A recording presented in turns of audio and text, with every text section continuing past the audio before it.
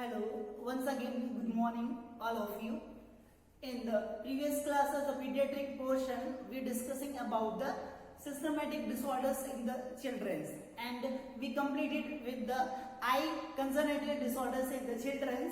Then next one we discussing about the congenital disorders related to the ears. ठीक है, means जो children's रहेंगे तो उनके अंदर बर्थ के टाइम्स के अंदर जो ईयर्स होता है तो वो ईयर्स के अंदर कौन कौन से जो प्रॉब्लम्स होती है वो उसके अंदर हम डिस्कशन करेंगे. ठीक है, तो today we going to be discuss about the heading related to the ears, that is microtia. ठीक है, तो वर्ड माइक्रोटिया का मीन्स क्या होता है तो वो आज हम डिटेल के अंदर डिस्कशन करेंगे. ठीक है, okay, its introduction is microtia.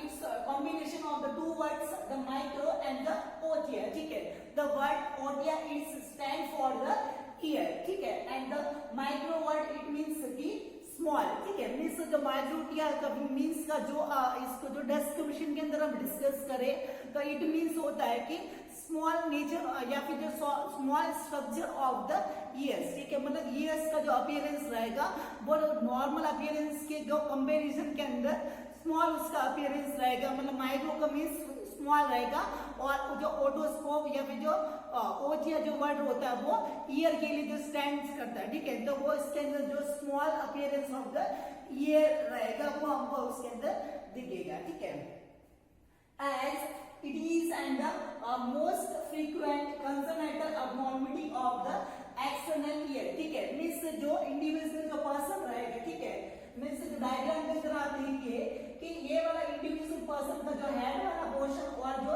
ये ईयर वाला जो स्ट्रक्चर आपको दिख रहा है. ठीक है, तो नॉर्मल जो स्ट्रक्चर होता है जो एक्सटर्नल ईयर मतलब एक्सटर्नल ईयर का जो आउटर वाला जो पार्ट रहेगा जिसको हम पिन्ना के नाम से जाना जाता है. ठीक है, तो आउटर जो एक्सटर्नल ईयर वाला जो पार्ट रहेगा जो पिन्ना वाला उसका जो नॉर्मल स्ट्रक्चर होता है वो इस वे के अंदर होना चाहिए. ठीक है, बट किसी कंजनाइटल जो अबनॉर्मलिटी की होने की वजह से जो ईयर का जो स्ट्रक्चर रहेगा वो इस वे के अंदर ना होके इस साइड का जो स्मॉल या फिर उसका जो स्ट्रक्चर होगा वो यदि माइक्रो हो जाता है तो उस टाइप की कंडीशन रहेगी, उसको हम माइक्रोटिया के नाम से जाना जाता है. ठीक है, as it is and the most frequent मतलब सबसे ज्यादा होने वाला जो जो ईयर्स के अंदर होने वाली जो कंडीशन जो ज्यादा रहती है और जो कंजनाइटली अबनॉर्मलिटी के फॉर्म के अंदर अवेलेबल रहती है ऑफ द एक्सटर्नल ईयर. ठीक है, जब ईयर का जो एक्सटर्नल जो स्ट्रक्चर होता है मतलब जो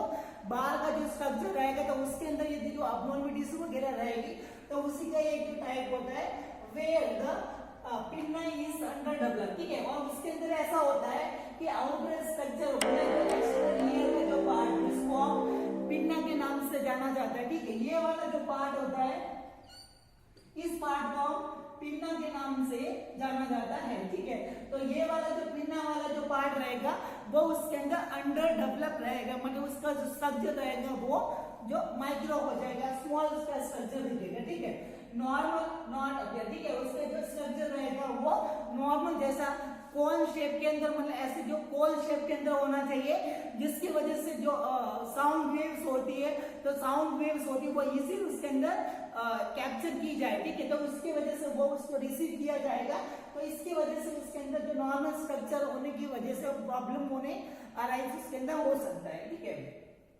and it is also called as anotia. ठीक है, और उस कंडीशन को हम दूसरे नाम के अंदर एनोटिया के नाम से भी जाना जाता है. ठीक है, तो एन का मतलब होगा एब्सेंस और ओटिया का वर्ड का स्टैंड फॉर द ईयर्स. ठीक है, तो उसके अंदर ऐसा लगेगा कि एब्सेंस ऑफ द ईयर्स. ठीक है, उनके अंदर इंडिविजुअल जो बेबी रहेगा तो उसका लुक ऐसा लगेगा कि उसके अंदर ईयर वाला जो पार्ट है वो उसके अंदर एब्सेंट है. ठीक है, तो इसी कंडीशन की वजह से इसको हम जो सेकंड वर्ड एनोटिया के नाम से भी जाना जाता है. ठीक है, तो word antonym stand for the absence and the word otia stand for the ears. ठीक है, the next one it may be unilateral and the bilateral. ठीक है, और ये जो कान का जो स्ट्रक्चर रहेगा वो या तो फिर सिंगल कान के अंदर भी हो सकता है या फिर जो बहुत दोनों कान होता है वो उसके अंदर बेबी के अंदर अफेक्टेड हो सकते हैं. ठीक है, okay, so these all about the introduction phase regarding the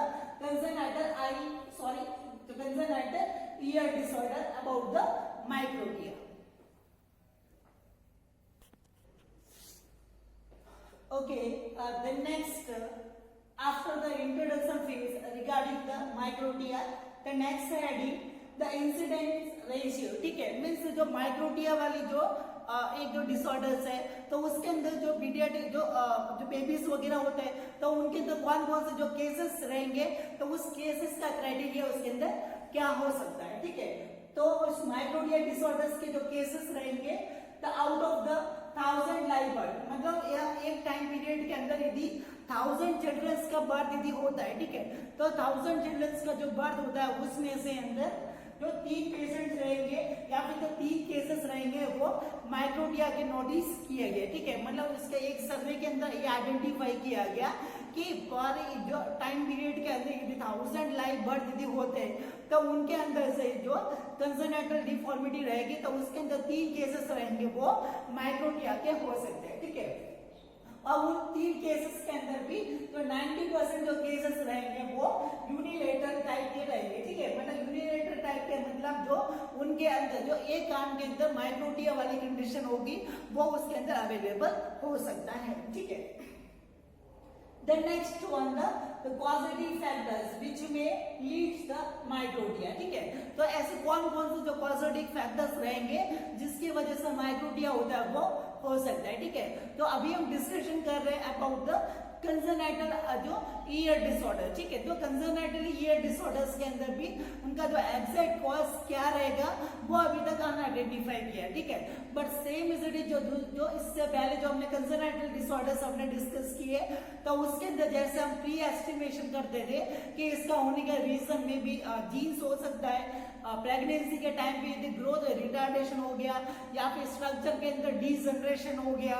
ठीक है, या फिर जो मैटरनल जो लाइफ स्टाइल यदि रहती है, ठीक है, कि मदर इन्फेक्शन हो गया है या फिर उनका कोई कॉम्प्लिकेशन या फिर कोई हाई एफिकेसी कोई मतलब जो हाई पोटेंसी वाली जो कोई मेडिसिन वगैरह या फिर उनका जो रेडिएशन के एक्सपोजर के अंदर आता है, तो ये सब जो सारा क्राइटेरिया रहेगा जब बेबी जो मदर के यूट्रस के अंदर होता है. ठीक है, तो उस टाइम पीरियड के अंदर उसका जो डेवलपमेंट या उसका जो ग्रोथ अच्छे से नहीं हो पाता है, तो उस कंडीशन की वजह से माइक्रोटिया वाली कंडीशन वो उसके अंदर अराइज हो सकते हैं. ठीक है, तो सेम रिजल्ट आपको उसके अंदर भी इडियोपैथिक कॉजेस इसके अंदर रहेगा. फिर मे बी द एस्टिमेट, मतलब इसके अंदर भी हम अनुमान लगा सकते हैं कि मे बी ये condition growth related at the first trimester, मतलब जो अप्रोक्स 12th वीक तक जो बॉडी के जो सारे स्ट्रक्चर मतलब जो 28 से 48 जो वीक होता है, मतलब प्रेगनेंसी का 28 से जो 48 जो वीक होता है उस टाइम पीरियड के अंदर फेस होता है उसका फॉर्मेशन हो जाता है. ठीक है, तो फेस के पार्ट के अंदर ईयर्स वाला जो पार्ट रहेगा उसका फॉर्मेशन होगा वो भी उस टाइम के अंदर हो जाता है. ठीक है, the next chromosomes and the genes deformity, मतलब उसके जो पेरेंट्स से उसको जो मिलने वाले जो जीन्स होते हैं, क्रोमोसोम्स वगैरह होते हैं, तो वो उसको पेरेंट्स से उसके अंदर बेबी को बनाने के लिए ट्रांसफर होते हैं, तो उनके अंदर ही यदि कोई डिफॉर्मिटी रहेंगी तो स्ट्रक्चर रहेगा वो अबनॉर्मल तरीके से बन सकता है. ठीक है, then next medication and the maternal infection complication. ठीक है, मतलब प्रेगनेंसी के टाइम पे मदर का लाइफ स्टाइल, उसका मेडिकेशन वगैरह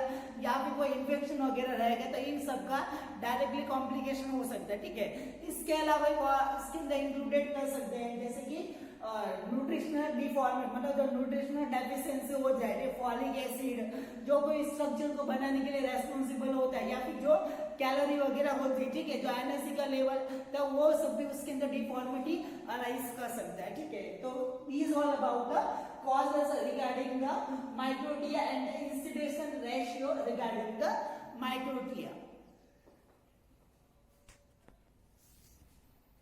Okay, then next after the positive factors regarding the microtia condition, then next one the various subtypes of the microtia. ठीक है, मीन्स जो माइक्रोटिया की जो कंडीशन रहेगी, जो structural problem of the external years. ठीक है, तो एक्सटर्नल ईयर्स के अंदर जो प्रॉब्लम्स रहेगी तो उसको जो उसके सब टाइप्स के अंदर उसको डिवीजन किया गया ऑन द स्ट्रक्चर के बेस पे, मतलब जैसा उसका स्ट्रक्चर रहेगा या फिर उसका जो साइज शेप कैसा रहेगा तो उसके बेस में जो उनको ग्रेड के अंदर उसको सब टाइप्स के अंदर उसको डिवीजन किया गया. ठीक है, तो उसी के अंदर ग्रेड फर्स्ट, ठीक है, मीन्स जो ग्रेड फर्स्ट वाला जो माइक्रोटिया वाली जो कंडीशन रहेगी, तो ग्रेड फर्स्ट वाली कंडीशन हम किसको बोल सकते हैं, ठीक है। तो ग्रेड फर्स्ट वाली in this the pinna appears small but the structure is normal, only the size is small, ठीक है। मतलब ग्रेड फर्स्ट वाला जो माइक्रोटिया कंडीशन रहेगी तो उसके अंदर ऐसा रहेगा कि ओनली फॉर जो पिन्ना वाला जो पार्ट है उसका जो साइज होगा वो ही उसके अंदर स्मॉल रहेगा, ठीक है। बट उसका जो स्ट्रक्चर, मतलब जो नॉर्मल जो पिन्ना वाला जो पार्ट रहेगा तो उसके अंदर जो स्ट्रक्चर रहेगा वो इस वे के अंदर होता है, ठीक है। तो इसके अंदर ये वाला जो हेलिक्स वाला जो पार्ट ये और ये जो ऑलिकल वाला जो पार्ट होता है, ठीक है, मतलब ये वाला जो पार्ट होता है, ठीक है, ये हेलिक्स वाला जो पार्ट होता है, ठीक है। तो ये वाला और जो ईयर कैनल वाला जो पार्ट रहेगा वो उसके अंदर सारा जो स्ट्रक्चर रहेगा वो नॉर्मल रहेगा, ठीक है। बट इसके अंदर ओनली फॉर इसके अंदर क्या अफेक्टेड रहेगा कि इसका जो साइज होगा, ठीक है, मतलब उसका जो साइज रहेगा वो इसके अंदर छोटा हो जाएगा, ठीक है। तो वो रहेगा ग्रेड फर्स्ट का माइक्रोटिया कंडीशन, ठीक है। Then next second grade, the grade second the pinna structure is malformed, ठीक है। और ग्रेड सेकंड वाली कंडीशन के अंदर ऐसा होगा कि उसके अंदर उसका स्ट्रक्चर होगा वो भी अबनॉर्मल तरीके का होगा, या फिर इसके अंदर ये आई वाला जो ईयर वाला जो पार्ट रहेगा, ठीक है। तो ईयर का जो ये नॉर्मल जो स्ट्रक्चर होता है उस स्ट्रक्चर के अंदर भी डिफॉर्मिटी हो सकती है, इस वे के अंदर हो सकता है, ठीक है। तो उसका जो स्ट्रक्चर रहेगा उसके अंदर भी माल फॉर्मेशन हो सकता है। इसके अलावा द नैरो ईयर कैनल, ठीक है, और जो ईयर जो कैनल रहेगी, ठीक है, जो ईयर कैनल रहेगी वो भी इसके अंदर नॉर्मल उसका जो डायमीटर होना चाहिए, जिसका उसकी जो उसकी चौड़ाई होनी चाहिए वो उसके अंदर इतनी नहीं रहेगी और वो नैरो हो जाएगी, ठीक है। तो उसके अंदर या तो भी उसका जो पिन्ना वाला जो पार्ट होगा उसका स्ट्रक्चर और जो ईयर कैनल होगी वो भी इसके अंदर चौड़ाई के अंदर कम रहेगी, तो वो रहेगा ग्रेड सेकंड टाइप का माइक्रोटिया, ठीक है। देन नेक्स्ट ग्रेड थर्ड माइक्रोटिया, ठीक है। तो ग्रेड थर्ड वाले टाइप के जो माइक्रोटिया रहेगा उसके अंदर क्या कंडीशन रहेगी, द स्मॉल पिन्ना, ठीक है, मतलब जो पिन्ना वाला जो पार्ट रहेगा वो भी उसके अंदर स्मॉल रहेगा, ठीक है, मतलब उसका स्ट्रक्चर रहेगा वो भी स्मॉल रहेगा, ठीक है। देन नेक्स्ट अबनॉर्मल स्ट्रक्चर, उसका स्ट्रक्चर होगा वो भी उसके अंदर कुछ अबनॉर्मलिटी उसके अंदर रहेगी, मतलब जो नॉर्मल स्ट्रक्चर जैसा होना चाहिए वैसा ईयर का नहीं रहेगा। और इसके अलावा तो ईयर कैनल नॉट फॉर्म, ठीक है, और इसके अंदर जो ईयर कैनल वाला जो पार्ट रहेगा वो मे भी उसके अंदर फॉर्म नहीं हुआ हो चुका है, उसके अंदर ईयर कैनल वाला जो पार्ट होगा वो उसके अंदर एब्सेंट भी हो सकता है, ठीक है। तो इस टाइप के जो माइक्रोटिया वाली कंडीशन रहेगी उसको हम grade third type of microtia के अंदर इंक्लूडेड करते हैं, ठीक है। Then next the grade fourth, ठीक है। तो ग्रेड फोर्थ टाइप का जो माइक्रोटिया वाली कंडीशन रहेगी तो उसके अंदर ऐसा होता है द एनोटिक स्टेज, ठीक है, मतलब इसके अंदर ऐसा रहेगा कि एक्सटर्नल ईयर वाला जो पिन्ना वाला जो पार्ट रहेगा वो उसके अंदर एब्सेंट हो सकता है, ओनली फॉर सीड वाले पार्ट के अंदर जो ऑडिटरी कैनल, मतलब जो ईयर कैनल वाला जो पार्ट रहेगा वो भी उसके अंदर अवेलेबल रहेगा, जो पिन्ना वाला जो पार्ट होता है, ठीक है, वो उसके अंदर टोटली एब्सेंट होगा। तो एनोटिक कंडीशन मतलब जो टोटली एब्सेंट हो सकता है, या फिर जो एब्सेंस पिन्ना और द वेरी स्मॉल, ठीक है, मतलब या फिर ऐसा हो सकता है कि पिन्ना वाला जो स्ट्रक्चर रहेगा वो बहुत ही छोटा उसके अंदर अवेलेबल रहेगा, ठीक है। तो उस टाइप की जो कंडीशन रहेगी तो उसको grade fourth type of microtia के अंदर इंक्लूडेड किया जाएगा, ठीक है। ओके, तो this all about the subtypes of the microtia state. The next after the subtypes regarding the microtia, the next heading regarding the clinical manifestation shows in the microtia, ठीक है। Means जो कौन कौन से जो symptoms या फिर जो साइंस वगैरह रहते हैं, जो एक बेबी रहेगा जिसके अंदर माइक्रोटिक कंडीशन रहेगी तो उसके अंदर कौन कौन से सिम्टम्स आने का पॉसिबिलिटी उसके अंदर हो सकता है, ठीक है। तो जैसे कि हमने देखा कि माइक्रोटिया वाली कंडीशन के अंदर ये एक्सीडेंट जो कंजर्नेटिव इसके अंदर ऐसा अपीयरेंस रहेगा कि कान वाला जो एक्सटर्नल ईयर वाला जो पार्ट होता है उसके अंदर वो उसका जो साइज होगा या फिर उसके स्ट्रक्चर के अंदर कुछ ना कुछ उसके अंदर माल फॉर्मेशन होगा, ठीक है। तो इसके अंदर मेन सिम्टम्स रहेगा वो हमको स्मॉल ईयर अपीयरेंस हमको दिखेगा। बाहर जो फिजिकली हम उसके अंदर असेसमेंट करेंगे तो पियर ये या फिर जो ईयर पिन्ना वाला जो पार्ट रहेगा, ये वाला जो स्ट्रक्चर रहेगा वो उसके अंदर स्मॉल हो सकता है, या फिर जो इसका स्ट्रक्चर होगा वो उसके अंदर अबनॉर्मलिटी उसके अंदर शो की जाएगी, ठीक है।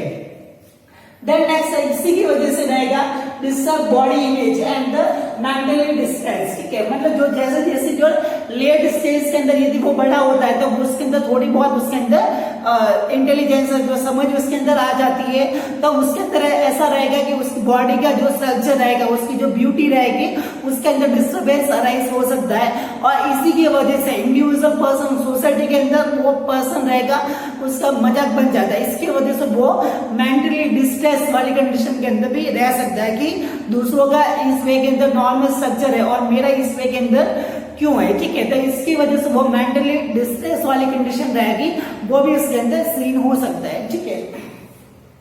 देन नेक्स्ट बेसिकली ये ईयर्स से रिलेटेड हम डिसऑर्डर्स का डिस्कशन कर रहे हैं। तो ईयर्स का जो मेन जो फंक्शन रहता है फॉर द हियरिंग, ठीक है। मतलब जो सुनने के लिए जो काम होता है वो ईयर्स के द्वारा होता है, वो उसके अंदर फुलफिलमेंट किया जाता है, ठीक है। तो कहीं पे भी यदि ईयर से रिलेटेड जो प्रॉब्लम रहती है तो उसकी वजह से ईयर डिस्टर्बेंस होगा, वो इसके अंदर डेफिनेटली उसके अंदर प्रेजेंट हो सकता है, ठीक है। The next frequent chance of the ear infection, ठीक है। मतलब उसके अंदर ज्यादा पॉसिबिलिटी होगी या फिर ज्यादा उसके अंदर चांस हो सकता है ईयर का इन्फेक्शन होने का। रीजन इसके अंदर ऐसा रहेगा कि ये एक्सटर्नल ईयर वाला जो पार्ट रहेगा तो पहले माइक्रो ऑर्गेनिज्म होगा वो इस वाले पोर्शन के अंदर रहेगा, फिर डायरेक्टली ईयर कैनल वाला अंदर वाला जो पार्ट होगा उसके अंदर जाएगा, ठीक है। बट यदि आप सोचिए कि ये वाला पार्ट होगा उसके अंदर यदि एब्सेंट है, ठीक है, तो डायरेक्टली माइक्रो ऑर्गेनिज्म होगा वो अंदर वाला जो पार्ट होगा उस अंदर वाले पार्ट के अंदर इजीली जो अंदर एंटर कर जो जा सकता है और इसकी वजह से जो इन्फेक्शन होता है वो इजीली उसके अंदर हो सकता है, ठीक है।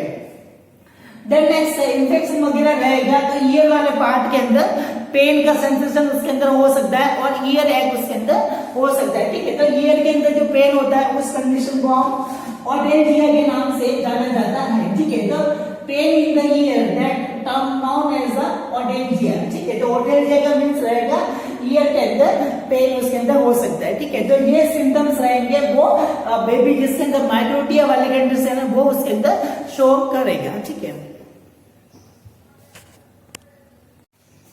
Okay, the next the sign and symptoms noticed in the baby with the microtia.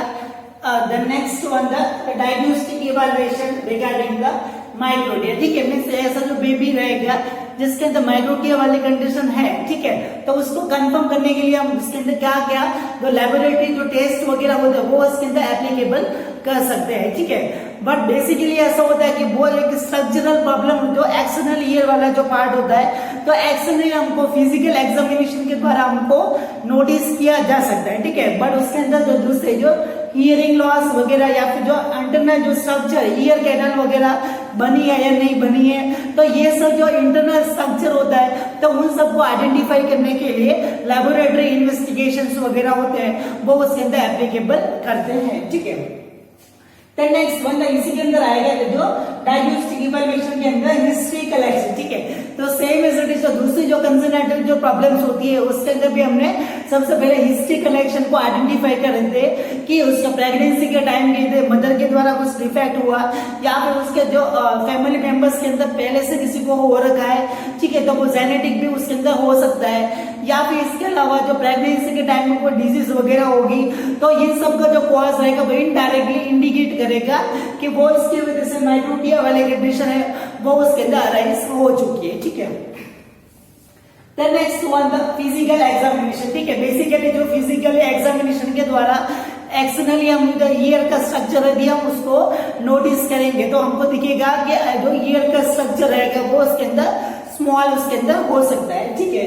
Then next जो हियरिंग का डिस्टर्बेंस रहेगा, मतलब हियरिंग के अंदर उसको कुछ डिफेक्ट हो रहा है या फिर एब्सेंस ऑफ द हियरिंग है, तो हियरिंग के जो टेस्ट वगैरह रहेगी, ठीक है, जो ट्यूनिंग फॉर्क होती है, ठीक है, तो ट्यूनिंग फॉर्क के द्वारा जो अलग अलग टाइप के जो टेस्ट वगैरह होते हैं वो उसके अंदर एप्लीकेबल कर सकते हैं, यदि बेबी है वो ऐसे जो समझ सकता है तो, ठीक है। देन नेक्स्ट रेडियोलॉजिकल इमेजिंग, ठीक है, मीन्स जो इंटरनल जो स्ट्रक्चर होता है वो उसके अंदर नॉर्मल यदि है या नहीं, या फिर जो ईयर कैनल वाला जो पार्ट है वो उसके अंदर कुछ ब्लॉकेज वगैरह या फिर उसके स्ट्रक्चर के अंदर कुछ प्रॉब्लम तो अराइज नहीं हुई है, ठीक है, या फिर इसके अलावा कोई जो इन्फेक्शन वगैरह है वो कहाँ तक उसके अंदर फैल चुका है, ठीक है, तो ये सबको नोटिस करने के लिए जो रेडियोलॉजिकल इमेजेस, मतलब जो एक्सरे वगैरह एमआरआई के जो इमेजेस वगैरह होती है या फिर जो सीटी स्कैन के जो इमेजेस वगैरह होती है, जो हमको एक क्लियर पिक्चर होता है, डिटेल के अंदर स्टडी होती है, वो उसके अंदर हम कर सकते हैं, ठीक है। तो these all about the diagnostic evaluation regarding the microtic condition of the ear, ठीक है। Then next after the diagnostic evaluation, next we planning for the managing this microtic condition of the ear, ठीक है, मतलब year के अंदर माइक्रोटिया वाली condition है तो उसको हमको कैसे रिजॉल्व कर सकते हैं, ठीक है। तो उसी के अंदर आएगा तो medical management, the no any medical management is available to treat the structural problem, ठीक है, मीन्स ऐसी कोई मेडिसिन अवेलेबल नहीं है जिसकी वजह से जो छोटा यदि कान का जो स्ट्रक्चर है वो उसके अंदर ऐसी दवाई दी जाए कि वो स्ट्रक्चर है वो बड़ा बन जाए, तो ऐसा कोई गोली या फिर कोई ऐसी जो इंजेक्शन उसके अंदर अवेलेबल नहीं है, ठीक है। बट ओनली वो जो सिम्टोमेटिक प्रॉब्लम जैसे कि ईयर का कोई इन्फेक्शन वगैरह हो गया या फिर ईयर के अंदर उसको कुछ पेन वगैरह हो रहा है, ठीक है, तो ये जो सिम्टोमेटिक जो प्रॉब्लम्स रहेगी तो उससे रिलेटेड दवाइयां है वो उसके अंदर हम दे सकते हैं। बट एक्चुअल में जो प्रॉब्लम है कि स्ट्रक्चरल है वो छोटा हो गया तो उससे रिलेटेड कोई दवाई रहेगी वो उसके अंदर अवेलेबल नहीं हो सकता है, ठीक है। Next the surgical management is available, ठीक है, और इसी के अंदर जो सर्जिकल मैनेजमेंट है वो उसके अंदर अवेलेबल है, तो सर्जिकल मैनेजमेंट के द्वारा उस स्ट्रक्चर को नॉर्मल जो उसका एडजस्टमेंट होता है वो किया जा सकता है, ठीक है। तो उसके अंदर जो रैनलिस नाम की जो सर्जरी, मतलब जो रैनलिस नाम का जो पर्सन था उसने अपना जो सर्जरी उसके अंदर बताई थी, जिसके अंदर जो ये रिब्स वाला जो पार्ट होता है, ठीक है, मतलब जो इंडिविजुअल जो पर्सन रहता है तो उसकी जो रिब्स वाला जो पार्ट होता है, ठीक है, तो ये रिब्स वाला जो पार्ट होता है तो रिब्स के बीच के अंदर जो कार्टिलेज होता है, ठीक है, तो रिब्स का जो कार्टिलेज जो स्ट्रक्चर होता है वो भी कान के जैसा होता है, ठीक है, मतलब ये रिब्स वाला जो पार्ट होता है वो भी कान के स्ट्रक्चर का होता है, ठीक है। तो इसी की वजह से जो रिब्स के जो स्ट्रक्चर रहेगा, जो कार्टिलेज वाला पार्ट रहेगा वो भी जो कान वाला जो पार्ट होता है उस कान वाले पोर्शन के जैसा का जैसा एकदम फ्लेक्सिबल उसके अंदर होता है, ठीक है। तो ये वाला जो रिब्स के अंदर जो जैसा स्ट्रक्चर वाला जो पार्ट रहेगा तो वो उसमें से हमको निकाल के जो कान वाला जो पार्ट होगा वहां पे उसके अंदर अटैच कर लेते हैं, ठीक है। तो इसकी वजह से थोड़ा बहुत जो उसका जो बॉडी इमेज रहेगा वो उसके अंदर मैनेजमेंट हम उसके अंदर सर्जिकल मैनेजमेंट के द्वारा कर सकते हैं, और जो सर्जरी रहेगी वो रैनलिस सर्जरी के नाम से उसके अंदर जाना जाता है, ठीक है। देन नेक्स्ट ईयर प्रोस्थेटिक्स, ठीक है, तो ईयर प्रोस्थेटिक्स का मतलब तो प्रोस्थेटिक्स का मतलब ऐसा रहेगा कि आर्टिफिशियल जो सिंथेटिक मटेरियल, मतलब कोई रबर वगैरह या फिर कोई ऐसा जो सिंथेटिक मटेरियल वगैरह रहेगा जिसके हेल्प के द्वारा कोई भी स्ट्रक्चर होता है वो उसके अंदर बना सकते हैं। जैसे कि किसी का हाथ कट गया, ठीक है, तो हाथ वाला जो पोर्शन होता है आर्टिफिशियली रबर का या फिर जो प्लास्टिक का जो हाथ वगैरह होता है वो उसके अंदर बनाए जाते हैं, ठीक है। तो इसीलिए के अंदर ईयर का स्ट्रक्चर के जैसा कोई आर्टिफिशियल जो मटेरियल होगा उसका बना हुआ जो पार्ट होगा वो उसके अंदर अटैच कर देते हैं, जिसकी वजह से उसका बॉडी अपीयरेंस रहेगा वो उसके अंदर एडजस्ट हो सकता है, ठीक है। देन नेक्स्ट हियरिंग एड्स, ठीक है, हियरिंग एड्स का मीन्स रहेगा कि उसको जैसे जैसे उसकी एज बढ़ती है तो उसको सुनने के अंदर डिफॉर्मिटी या फिर जो डिफिकल्टी उसके अंदर नोटिस की जाती है, तो उस डिफिकल्टी को रिजॉल्व करने के लिए बहुत सारे जो हियरिंग एड्स वाले जो मेथड्स होते हैं जिसके द्वारा हियरिंग की कैपेसिटी होती है उसके अंदर उसका मैनेज हो सकता है, ठीक है। तो इसके द्वारा ही वो उसका हियरिंग कैपेसिटी होगी वो उसके अंदर इंक्रीज जो इम्प्रूव हो सकती है, ठीक है। ओके, तो this all about the microtia condition, ठीक है, तो कंसर्न ईयर डिसऑर्डर माइक्रोटिया, ठीक है, उसके अंदर हमने उसका इंट्रोडक्शन फेज उसके जो इंसिडेंट्स, उसके कॉजेस, उसका जो सब टाइप्स या फिर उसके जो साइन एंड सिम्टम्स क्या क्या उसके अंदर होते हैं, diagnostic evaluation and the management regarding the microtia condition. ठीक है, तो ईयर के डिसऑर्डर्स के अंदर जो मेन कंसर्नेटेड डिसऑर्डर्स रहेगा तो माइक्रोटिया वाली कंडीशन इसके अंदर रहती है। Okay, the next same as it is in the congenital ear disorders, we discuss about the next heading, that is मैक्रोटिया। ठीक है, मीन्स इससे पहले तो हमने जो कंडीशन पढ़ी थी उससे ही टोटली ऑपोजिट। ठीक है, मतलब ऑपोजिट मतलब उसके अंदर जो पिन्ना वाला जो एक्सटर्नल ईयर वाला जो पार्ट था, ईयर कैनल, और जो पिन्ना वाला जो पार्ट था उसके अंदर जो स्ट्रक्चरल या फिर उसका जो साइज और शेप रहेगा उसके अंदर जो वेरिएशन आएगी। ठीक है, तो उसी के जो टोटली ऑपोजिट रहेगा कि इसके अंदर साइज स्मॉल रही थी और स्ट्रक्चरल प्रॉब्लम उसके अंदर रहा, तो सेम जो साइज होगा वो उसके अंदर लार्ज या फिर जो यूज हो सकता है, मतलब जो थोड़ा बड़ा साइज हो सकता है, और उसका जो स्ट्रक्चरल प्रॉब्लम होता है वो भी उसके अंदर अवेलेबल रहेगा। तो उस टाइप की जो कंडीशन रहेगी उसको हम मैक्रोटिया के नाम से भी जाना जाता है। ठीक है, तो सेकंड जो ज्यादा जो नोटिस की जाने वाले जो ईयर के अंदर डिसऑर्डर्स रहेगा वो मैक्रोटिया के नाम से भी जाना जा सकता है। ठीक है, तो मैक्रोटिया कंडीशन रहेगी सेम एज इट इज। इसका इंट्रोडक्शन फेज हम डिस्कशन करेंगे। एज अ मैक्रो, जो वर्ड मैक्रो का मतलब रहेगा या तो फिर लार्ज है या फिर उसका जो साइज रहेगा वो थोड़ा बड़ा रहेगा, या फिर ह्यूज मतलब उसका जो साइज रहेगा वो विशाल मतलब उसका थोड़ा बड़ा उसके अंदर साइज इसके अंदर होगा। ठीक है, एंड द वर्ड ओटिया का मीन्स रहेगा ईयर्स के अंदर। ठीक है, तो वर्ड लैटिन वर्ड उसका जो मीनिंग रहेगा वो ईयर्स रहेगा। ठीक है, उसके अंदर जो लार्ज या फिर जो ह्यूज शेप रहेगा वो किसका रहेगा, ईयर्स का। ठीक है, then in the detail it is and the also in the congenital ear disorder, मतलब ये भी एक प्रकार का ईयर से रिलेटेड जो congenital disorders होता है। ठीक है, इसके अंदर ऐसा रहेगा the ear pinna become abnormal in the structure। इसके अंदर ऐसा रहेगा कि ईयर पिन्ना वाला जो पार्ट रहेगा उसका स्ट्रक्चर या फिर उसका जो साइज और शेप रहेगा वो भी उसके अंदर जो अल्टरेशन रहेगा, मतलब उसका साइज होगा वो थोड़ा नॉर्मल कंडीशन की वजह से वो बड़ा हुआ रहेगा। ठीक है, तो as comparison to the normal the size and structure will be altered. ठीक है, तो that condition considered as a microtia. ठीक है, the next ear canal may be or may not affected and may be more curved, narrow and the increase of the length। ठीक है, मतलब इसके अंदर ऐसा रहेगा कि ईयर कैनल वाला जो पार्ट होता है, ठीक है, तो वो भी मे बी इसके अंदर अफेक्टेड हो भी सकता है, और इसके अंदर जो ईयर कैनल वाला पार्ट रहेगा वो नॉर्मल भी इसके अंदर रह सकता है। ठीक है, मतलब जैसा हमने देखा था कि माइक्रोटिया वाली कंडीशन थी। ठीक है, तो माइक्रोटिया वाली कंडीशन के अंदर ऐसा था कि जो पिन्ना वाला जो पार्ट होता वो भी इसके अंदर अफेक्टेड होता था, और जो ईयर कैनल वाला जो पार्ट होता वो भी उसके अंदर नैरोविंग आ जाता या फिर उसका फॉर्मेशन वो भी उसके अंदर रुक जाता था।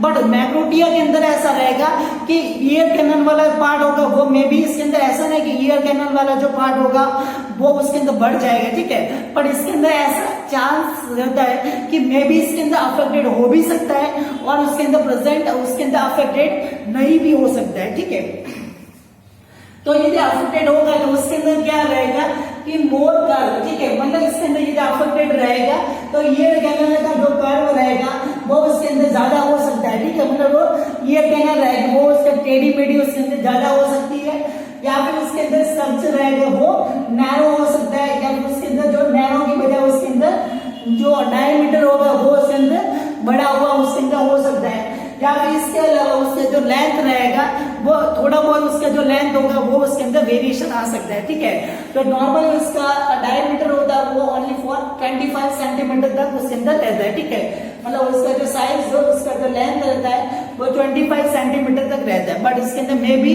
थोड़ी बहुत वेरिएशन उसके अंदर यदि अफेक्टेड होगी तो उसके अंदर लेंथ के अंदर उसका जो कर्व होता है नॉर्मली वो एस शेप की होती है। ठीक है, ईयर कैनल, पर इसके अंदर इस वे के अंदर भी टेढ़ी मेढ़ी भी उसके अंदर ज्यादा हो सकती है, या फिर उसका जो डायमीटर होगा वो उसके अंदर बड़ा हो सकता है। ठीक है, तो इसके अंदर रहेगा इंट्रोडक्शन फेज के अंदर भी अबाउट द मैक्रोटिया कंडीशन।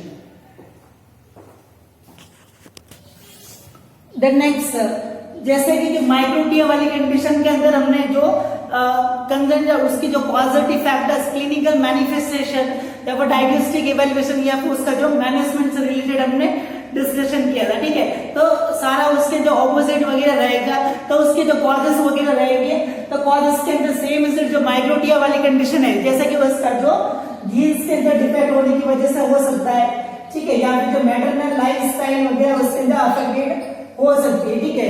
तो ये सब कॉजेस की वजह से इसके अंदर प्रॉब्लम्स है वो इसके अंदर अराइज हो सकती है, ठीक है। बट बेसिकली जो माइग्रोटिया वाली कंडीशन है वो भी एक टाइप का कंजर्नेटल डिसऑर्डर है। तो वो कंजर्नेटल डिसऑर्डर जो वो बर्थ के टाइम से उसके अंदर अवेलेबल हो सकता है, तो उसका जो एग्जैक्ट कॉज होता है वो भी उसके अंदर भी हम आइडेंटिफाई हो सकता है, ठीक है। देन नेक्स्ट क्लिनिकल मैनिफेस्टेशन, ठीक है।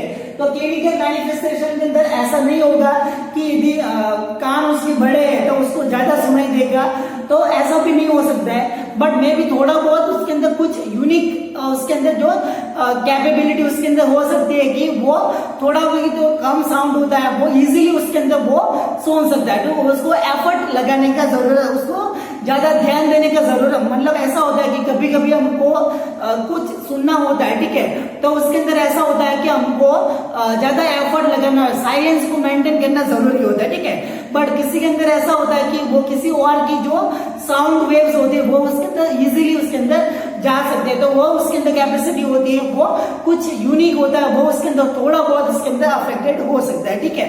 तो वो सेफ्टी जो उसका जो बेनिफिट उसके अंदर हो सकता है, ठीक है।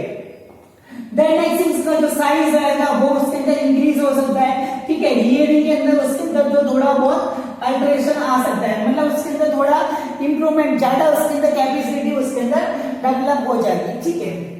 देन नेक्स्ट यदि ईयर कैनल उसके अंदर अफेक्टेड होती है, तो ईयर कैनल के अंदर यदि ज्यादा उसका डायमीटर होगा, तो यदि ईयर कैनल यदि अफेक्टेड होती है तो साउंड वेव्स को यदि जाने के अंदर जो डिफिकल्टी हो सकती है, तो हियरिंग होता है वो उसके अंदर इंपेयर भी हो सकता है, क्योंकि हमने देखा कि ईयर कैनल उसके अंदर बड़े डायमीटर वाली है, ठीक है, तो उसको थोड़ा बेनिफिट हो सकता है। यदि उसका साउंड वेव्स इस वे के अंदर जा रहा है, मतलब ईयर कैनल है वो उसका कर्व यदि अपने तरीके से है, ठीक है, या फिर बहुत ही लॉन्ग है, ठीक है, तो उसका लेंथ वगैरह यदि बढ़ा हुआ है, ठीक है, तो साउंड वेव्स होगी बहुत स्लोली उसके अंदर बहुत ही ज्यादा रास्ता उसको तय करना पड़ेगा, तो इसकी वजह से उसको साउंड वेव्स होगा वो उसको धीरे भी सुनाई दे सकते, ठीक है। तो दोनों उसके अंदर उसके बेनिफिट्स हो सकते हैं, या कभी इजीली उसको सुनाई दे सकता है। यदि उसके अंदर ईयर कैनल है, वो ईयर कैनल यदि अफेक्टेड नहीं होती है तो, ठीक है।